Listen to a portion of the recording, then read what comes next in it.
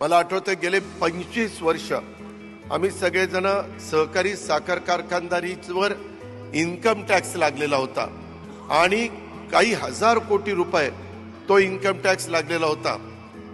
मित्रांनो, आम्ही सगळेजण अनेक त्या ठिकाणी अर्थमंत्र्यांकडे गेलो, अनेकदा अनेक पंतप्रधानांना आम्ही भेटलो आणि त्याच्यामध्ये स्वर्गीय प्रणव मुखर्जी असतील, जॉर्ज फर्नांडिस असतील, त्यामध्ये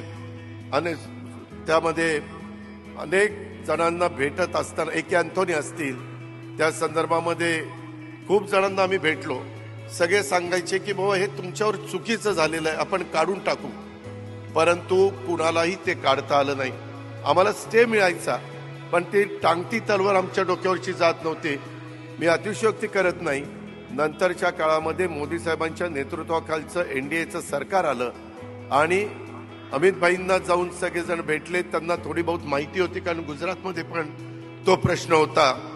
अमित भाईंनी लक्ष घातलं आणि कायमचं तुमच्या माझ्या देशातल्या शेतकऱ्यांच्या डोक्यावरचं साखर कारखान्यांवरचं 10,000 कोटी रुपयाचं इन्कम टॅक्सचं कायमचं दुखणं दूर करण्याचं